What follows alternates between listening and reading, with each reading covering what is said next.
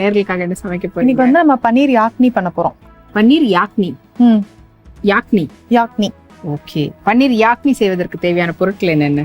பன்னீர், வெங்காயம், குடைமிளகாய், எண்ணெய், உப்பு, மஞ்சள் தூள், தயிர், பிரியாணி இலை, பட்டை, கிராம்பு, ஏலக்காய், சீரகத்தூள், சோம்பு, வெண்ணெய், முந்திரி, மிளகாய் வத்தல், மிளகு. தேவையான பொருட்கள் எல்லாமே வந்து தயாரா இருக்குது. சோ இப்போ என்ன பண்ண போறோம் ஃபர்ஸ்ட்? ஃபர்ஸ்ட் நம்ம வந்து மசாலாக்கு வறுக்க போறோம். வறுத்துட்டு Okay. திரிக்கணும். இது என்ன யாக்னி? எந்த ஊர்? யாக்னி இது வந்து ஒரு மலாய் மாதிரி ரெசிபி. மலாய் ரெசிபி மாதிரி. ஒயிட் குருமா. எப்படி நம்ம பால் தயிர் எல்லாம் வச்சு செய்யும் போது அது மாதிரி இது யாக்னி அப்படின்னு. ஓகே. இப்போ இது எண்ணெய் விட்டு பண்ண போறோம்? இல்ல இல்ல நம்ம ட்ரை ரோஸ்ட் பண்ண போறோம். பொடி பண்ண போறோம். இப்போ பொடி பண்ண போறோம். என்னென்னலாம் போட்டு? இப்போ வந்து சோம்பு, ம். ஒரு ஸ்பூன் அளவு சோம்பு ம். சேர்த்துட்டு மிளகு இதுவும் ஒரு ஸ்பூன் அளவு, 2 காஞ்ச மிளகாய், அப்புறம் இந்த மசாலா ஐட்டம்ஸ் எல்லாமே சேர்க்கணும். மசாலா பொருட்கள் எல்லாமே, கரம் மசாலா பொருட்கள், பிரியாணி இலை. ஒரு பிரியாணி இலை, ஒரு துண்டு பட்டை, 2 ஏலக்காய், 2 கிராம்பு, இதையும் சேர்த்துட்டு இதை நல்லா வறுக்கணும்.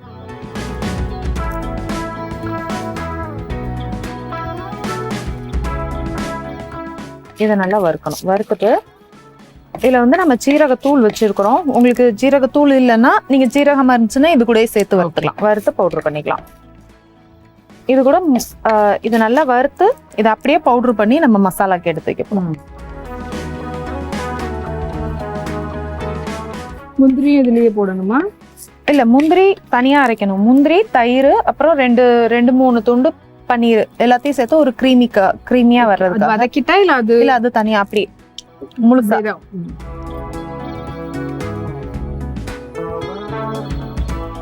இது வந்து நான் அரைக்கிறதுக்கு சொல்லிடுறேன். இது வதங்கட்டும். ஓகே, சூடு இருக்கட்டும். ஆகட்டும். அதுக்குள்ள தயிர் ஒரு 10-15, கொஞ்சம் அதிகமாவே முந்திரி. இவ்வளவு முந்திரியும் எடுத்துக்கலாம். எடுத்ததுல சேர்த்துட்டு இது கூட ஒரு 2-3 கியூப்ஸ் பன்னீர் இதையும் சேர்த்து வதக்கிக்கலாம். இதை வந்து நல்லா பேஸ்ட் மாதிரி அரைக்கணும். ஓகே. இப்போ வந்து பாத்தீங்கன்னா தயிர், அது புளிப்பில்லாத தயிர் தான். புளிப்பில்லாத தயிர், முந்திரி, அப்புறமா பன்னீர், இது மூணுத்தையும் வந்து பேஸ்ட் மாதிரி நம்ம அரைச்சு எடுத்துட்டு போறோம். அது ஒரு ஆடட் ஃபிளேவர் அண்ட் டேஸ்ட் வந்துட்டு இதுல வந்து நீங்க வேற எந்த கிரேவிக்குமே கிடையாது. இதுதான் உங்களுக்கு கிரேவியே. ஓகே. ஆமா, வெங்காயம் தக்காளி வந்து அது கிரேவி கிடையாது. வெங்காயம் வந்து நம்ம அப்படியே முழுசா தான் போட போறோம். அதனால அது மட்டும் தான் நமக்கு கிரேவியே. இதுதான் மசாலாவே. இப்ப பாருங்க, இது நல்லா வதங்கிருச்சு. நல்லா ஸ்மெல் வருதா? ஆமா. அந்த அளவு நல்லா ஸ்மெல் வந்ததுக்கு அப்புறமா நம்ம இதை ஆற வச்சிடலாம். ஆஃப் பண்ணிடலாமா? ஆஃப் பண்ணிடலாம்.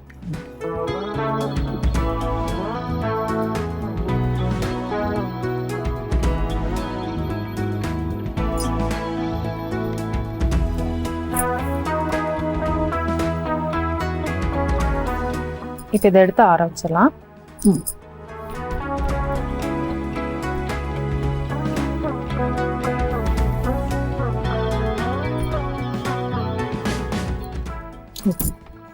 அது ஆறட்டும். இப்ப இதுல கொஞ்சமா எண்ணெய் சேர்த்து சூடு பண்ணிடலாம். ஓகே. Stove on. வெண்ணெய் சேர்த்துக்குவோம். ஃபர்ஸ்ட் வெண்ணெய் சேர்த்து இந்த பன்னீரை லைட்டா டாஸ் பண்ணி எடுத்துடலாம். ஆமா.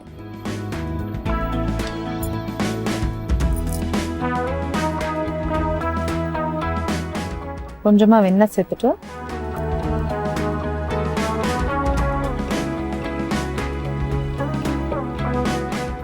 பன்னீர் கியூப்ஸ் அதுல சேர்த்து நல்லா மிக்ஸ் பண்ணிக்கலாம்.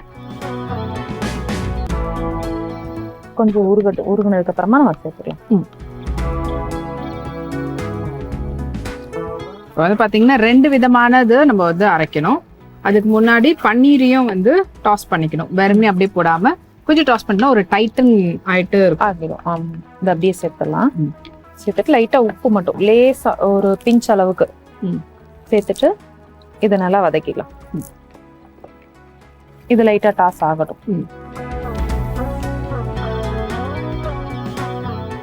இதை தனியா எடுத்துட்டு இதுக்கப்புறமா நம்ம எண்ணெய் ஊத்தி வெங்காயமும் குடமிளகாயும் வதக்கணும்.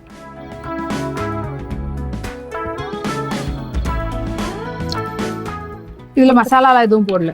இல்ல, இதுல எந்த மசாலாவும் சேர்க்கல. மசாலான்றது நமக்கு இது மட்டும்தான். நம்ம இப்ப வறுத்து வச்சிருக்கிறோம்ல, ஓகே, இதுதான். நம்ம சம்டைம்ஸ் நம்ம வந்து அந்த மிளகாய் தூள் அதெல்லாம் இல்ல, இதுல ஒண்ணும் போட வேண்டாம். இது அப்படியே நம்ம சேர்க்க வேண்டியதான். மஞ்சள் தூள், மிளகாய் தூள், அதெல்லாமே மிளகு தூள் கூட சேர்க்கலாம் இதுல. ஆனா இப்போதைக்கு நம்ம ஒண்ணும் சேர்க்கல. உப்பு மட்டும் லைட்டா சேர்த்துருக்கோம். அதுவுமே நீங்க வெண்ணெயில உப்பு இருந்ததுன்னா நீங்க சேர்க்க வேண்டாம். வெண்ணெயில உப்பு இல்லைன்னா நம்ம சேர்த்துக்கலாம் கொஞ்சமா. கொஞ்சம் கலர் மாறினதுக்கு அப்புறமா எடுத்து ஒரு லைட் ப்ரௌன் கொஞ்சம் அப்படியே விட்டா ஒன் சைடு வரும். அதுக்கப்புறமா நம்ம திருப்பி போட்டுக்கலாம். இப்படி நம்ம வதக்கி சேர்க்கறனால சீக்கிரமா உடையவும் செய்யாது. அதாவது இல்ல அப்படியே போட்டு வச்சுக்கோங்களேன், லூஸ் ஆயிட்டு உடஞ்சு வந்துடும். இப்போ இது லைட்டா டாஸ் பண்ணி போடும்போது கொஞ்சம் நல்லா டைட்டன் ஆகும். உங்களுக்கு வந்துட்டு கிரேவியோ எது செஞ்சாலுமே உடையாம உதிராம அப்படி. ஆனா அது நீங்க அப்படி பண்ணும்போது கொஞ்சம் அதிகமா வெண்ணெய் சேர்த்துக்கோங்க. வெண்ணெயோ எண்ணெயோ எதுவா இருந்தாலும். ஏன்னா நீங்க கொஞ்சமா சேர்த்தீங்கன்னா இதுவே அடியில ஒட்டிரும். ஒட்டும் போது நம்ம திருப்பும் போது அதுலயே உடைஞ்சிரும். மெயினா அதனாலதான் மண்சட்டி மெயினா அதனால நம்ம அப்படி திருப்பும் போது அதுலயே உடைஞ்சிரும். அப்புறம் அதனால கொஞ்சம் அதிகமா சேர்த்துக்கிட்டீங்கன்னா எடுக்கிறதுக்கு ஈஸியா இருக்கும். கொஞ்சம் நல்லா கலர் மாறினதுக்கு அப்புறமா நம்ம எடுத்துக்கலாம். கொஞ்சம் இந்த எல்லோ ஆக ஆரம்பிச்சதுல ஒரு கொஞ்சம் ப்ரௌன் கலர்ல ஒரு கோட்டிங் வரும். அந்த மாதிரி வந்துருச்சுன்னா நம்ம எடுத்துடலாம்.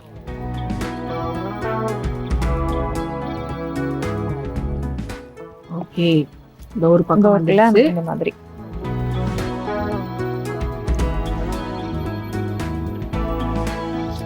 இந்த லைட் இந்த கோல்டன் ஷேடு அது வந்துடுச்சுன்னா நம்ம வந்து எடுக்க ஆரம்பிச்சிடலாம்.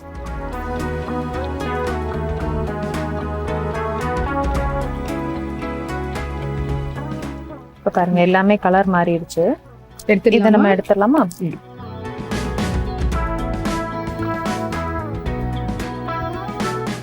ஓகே, ஸோ நம்ம வந்து பார்த்தீங்கன்னா பட்டர் போட்டு நல்லா கொஞ்சம் பன்னீர் வந்து கொஞ்சம் டைட்டன் பண்ணுறதுக்கு டாஸ் பண்ணி எடுத்துக்கிட்டோம்.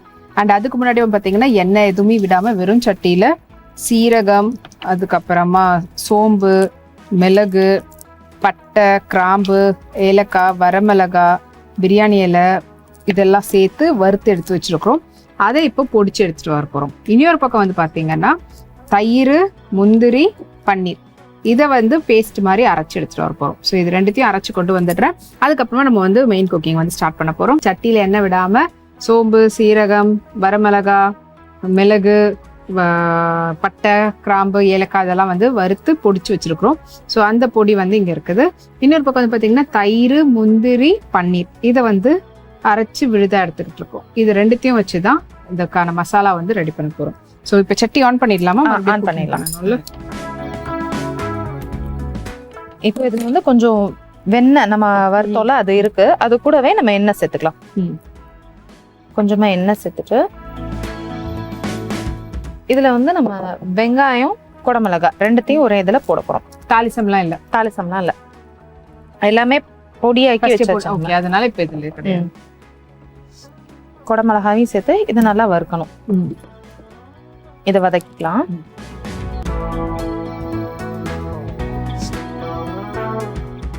இது நல்லா சாஃப்ட் ஆகுற அளவுக்கு வதக்கணும். இது இப்படிதான் அப்படின்ட்டுலாம் இல்ல, இல்ல கொஞ்சம் கியூபா கட் பண்ணா போதும். நமக்கு கியூபா கட் பண்ணா நல்லா இருக்கும். வெங்காயம், குடமிளகாய் ரெண்டுத்தையுமே கியூபா கட் பண்ணிக்கலாம். ஒரு வெங்காயம்ன்ற அளவுக்கு ஒரு குடமிளகாய், ஒரு வெங்காயம். இப்போ வேற எதுவுமே இல்ல இல்ல நம்ம சீரகத்தூளும் உப்பு மட்டும் தான் போடணும். அதான், ஏன்னா இப்ப இது ஒரு பக்கம் எடுத்து கொட்டணும், இது ஒரு பக்கம் எடுத்து கொட்டணும். ஆல்ரெடி டாஸ் பண்ணி வச்சிருக்கத போடணும், அவ்வளவுதான். வேற எதுவும் இல்ல. இது நல்லா வதங்கணும். வதங்குறது மட்டும் தான் உங்களுக்கு டைம். மத்தபடி வேற வேலை எல்லாம் கிடையாது நமக்கு. ஓகே, இதுல இப்ப உப்பு போடலாமா போடக்கூடாது? உப்பு வந்து வதங்குறதுக்கு மட்டும் கொஞ்சமா போட்டுக்கலாம். ஏன்னா அதெல்லாம் சேர்க்கும் போது நம்ம மத்த ஐட்டம்ஸ் எல்லாம் சேர்க்கும் போது உப்பு போட்டுக்கலாம். இது லைட்டா வதங்குறதுக்கு மட்டும் சேர்த்துக்கலாம்.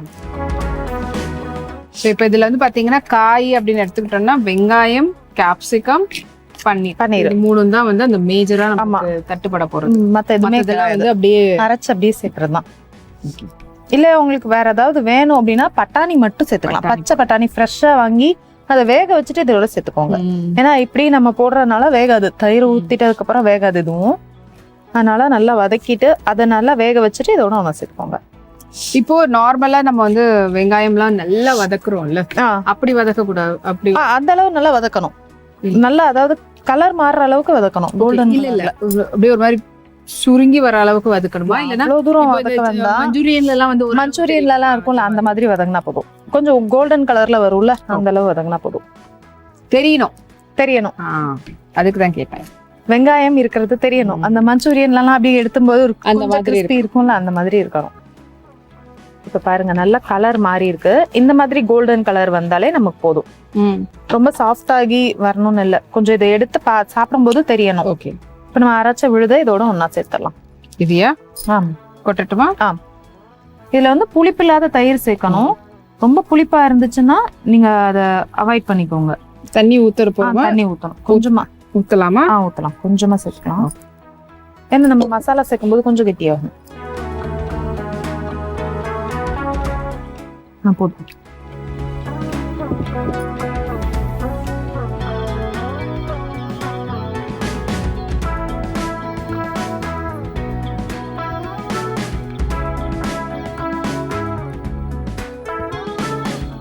மெயினா இதுக்கு வந்து புளிப்பில்லாத தயிர், அதுதான் ஃபர்ஸ்ட்.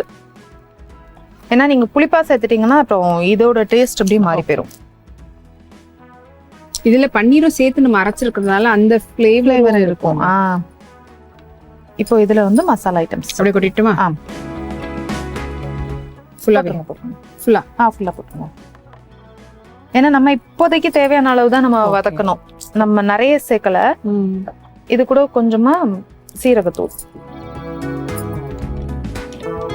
நீங்க வறுத்து அரைக்கிறதுல சீரகம் சேர்த்துருந்தீங்கன்னா இதுல சேர்க்க வேண்டாம்.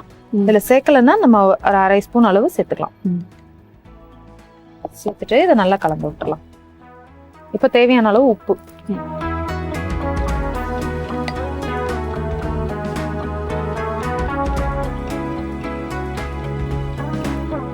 சேர்த்து நல்லா கலந்து விட்டு இது நல்லா கொதிச்சு வரும்போதுதான் நம்ம பன்னீர் சேர்க்கணும். ஏன்னா நம்ம ஏற்கனவே டாஸ் பண்ணி வச்சிருக்கோம். அது இப்பவே சேர்த்தீங்கன்னா இது கொதிக்கும் போது கொஞ்சம் ரொம்ப சாஃப்ட் ஆயிரும். அதனால கொஞ்சம் கொதிக்கட்டும். கொதிச்சதுக்கு அப்புறம் கொஞ்சம் எண்ணெய் பிரியும், கொஞ்சம் கட்டியாக ஆரம்பிக்கும். அந்த டயத்துல நம்ம இதை விட பன்னீர் இப்போ இதை விட திக்காகுமா? திக்கா அப்படிதான் இருக்கும். ஆமா. இல்ல தண்ணி விடணுமா? தண்ணி விட வேண்டாம், கொஞ்சம் திக்கா தான் இருக்கும் நமக்கு.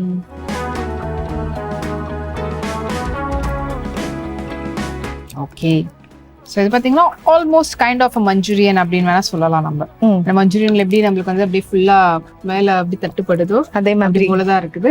மஞ்சூரியன் ரொம்ப கிரேவியாவும் இருக்காதுல்ல? மஞ்சூரியன் ரொம்ப கிரேவியாவும் இருக்காது, பேஸ்டி மாதிரி தானே. இன்னும் கொஞ்சம் நல்லா எண்ணெய் பிரிஞ்சு வர கொதிக்கணும். அதுக்கான டைம் கொடுத்துருவோம். அரைச்ச விழுது, பொடிச்ச பொடி, அப்புறம் வெங்காயம், கேப்சிகம் எல்லாமே வந்து நல்லா வதங்கி அதை போட்டு மிக்ஸ் பண்ணியாச்சு. இப்போ எண்ணெய் பிரிஞ்சு வந்து அப்படி திக் ஆகுது. இப்போ வந்து நம்ம பன்னீரையும் சேர்த்தலாம்.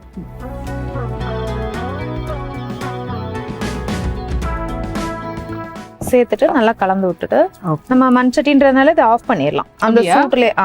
அந்த சூட்லயே நமக்கு கரெக்டா வந்துடும். அப்படியே இருக்கட்டும். ஒரு 2 மினிட்ஸ் இருந்தாலே நமக்கு சரியா வந்துடும். இது மண்சட்டின்றதுனால நாங்க ஆஃப் பண்ணிட்டோம். ஏன்னா இப்பவே கூட பாருங்க, ஆஃப் பண்ணாலுமே கொதிச்சிட்டு இருக்குது. இப்போ மத்த பாத்திரம்னா அப்படி இருக்காது. ஸோ அதனால மற்ற பாத்திரத்துல இதே மாதிரி போட்டுட்டு ஆஃப் பண்ண வேண்டாம். மண்சட்டின்ற காரணத்துக்காக மட்டும்தான் இதை பண்ணி வச்சிருக்கிறோம். ஏன்னா அதோட சேர்ந்து அது கொதிக்கும் போது அந்த மசாலா ஃபிளேவர் எல்லாமே வந்து நல்லா இறங்கிடும். பன்னீர்ல ஸ்ப்ரெட் ஆகும். எண்ணெயும் நல்லா அப்படியே பிரிஞ்சு வருது பாருங்க. இது இன்னும் கொஞ்சம் டைம் ஆக மண்சட்டின்றதுனால ரொம்ப கட்டியாயிரும். அதனால நம்ம இப்ப ஆஃப் பண்ணது கரெக்டா வந்துரும். நல்ல எண்ணெய் பிரிஞ்சு வந்திருக்கு பாருங்க. எடுத்துடலாமா இந்த பவுல்?